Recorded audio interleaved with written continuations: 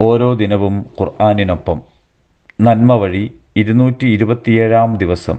സൂറത്തുൽ ബഖറ 217. അസ്സലാമു അലൈക്കും വറഹ്മത്തുള്ളാഹ്. അൽഹംദുലില്ലാഹ് വസ്സലാത്തു വസ്സലാമു അലാ റസൂലില്ലാഹ്. അഊദു ബില്ലാഹി മിനശ് ശൈത്വാനിർ റജീം.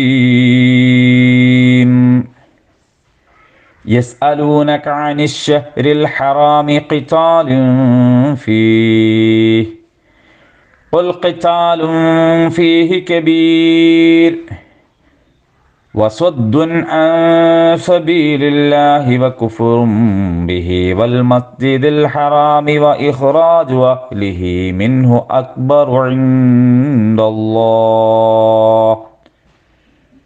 വൽ ഫിത്നതു അക്ബറു മിനൽ ഖത്ൽ വലാ യസാലൂന യുഖാതിലൂനകും ഹത്താ യറുദ്ദൂകും അൻ ദീനികും ഇൻ ഇസ്തതാഉ വമൻ യർതദിദ് മിൻകും അൻ ദീനിഹി ഫയമുത് വഹുവ കാഫിറുൻ ഫഉലൈക ഹബിതത് അഅ്മാലുഹും ഫിദ്ദുനിയാ വൽ ആഖിറ വഉലൈക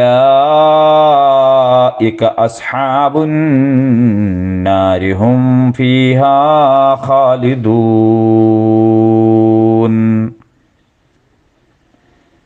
വിശുദ്ധ മാസത്തിൽ യുദ്ധം ചെയ്യുന്നതിനെക്കുറിച്ച് അവർ നിന്നോട് ചോദിക്കുന്നുണ്ടല്ലോ. പറയുക, അതിൽ യുദ്ധത്തിലേർപ്പെടുന്നത് ഗുരുതരമായ പാതകമാകുന്നു.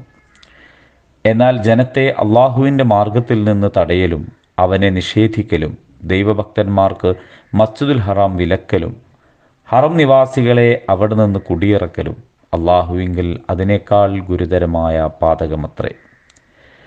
വധത്തേക്കാൾ ഭീകരമാകുന്നു പീഡനം. കഴിയുമെങ്കിൽ നിങ്ങളെ സ്വമതത്തിൽ നിന്ന് പിന്തിരിപ്പിക്കുന്നതുവരെ അവർ നിങ്ങളോട് യുദ്ധം ചെയ്തുകൊണ്ടേയിരിക്കും. അങ്ങനെ നിങ്ങളിൽ വല്ലവനും തൻ്റെ മതത്തിൽ നിന്ന് പിന്മാറുകയും സത്യനിഷേധിയായിക്കൊണ്ട് മരിക്കാനിടവരികയും ചെയ്താൽ അവരുടെ കർമ്മങ്ങളൊക്കെ ഇഹത്തിലും പരത്തിലും പാഴായിപ്പോയതു തന്നെ. അത്തരക്കാർ നരകാവകാശികളാകുന്നു. അവരതിൽ തന്നെ നിത്യവാസം ചെയ്യും. ഇസ്ലാം ജീവിതത്തിൻ്റെ ഒരു പ്രായോഗിക വ്യവസ്ഥിതിയാകുന്നു. കേവലം ആശയത്തിലും വെറും ഭാവനാവിലാസത്തിലുമല്ല അത് നിലകൊള്ളുന്നത്. മനുഷ്യജീവിതത്തെ അത് നേരിടുന്നത് അതിൻ്റെ യഥാർത്ഥമായ പ്രശ്നങ്ങളോടും പ്രതിബന്ധങ്ങളോടും ആകർഷണങ്ങളോടും താൽപ്പര്യങ്ങളോടും കൂടിയാണ്.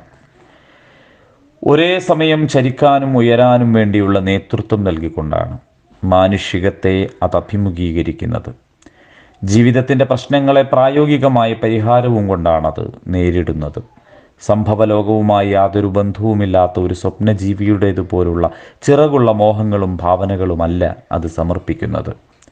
ഇസ്ലാമിനെ അറിയുകയും ആസ്വദിക്കുകയും ചെയ്ത ശേഷം പീഡനങ്ങളും പരീക്ഷണങ്ങളും പടിവാതിൽക്കൽ എത്തി നിൽക്കുമ്പോൾ അതിൽ നിന്ന് പിന്മാറുന്നവർക്ക് അള്ളാഹു നിശ്ചയിക്കുന്ന പരിണിതി ഈ സൂക്തം ഊന്നിപ്പറയുന്നു. ഇഹത്തിലും പരത്തിലും അയാളുടെ കർമ്മങ്ങൾ നിഷ്ഫലമായി പോകും.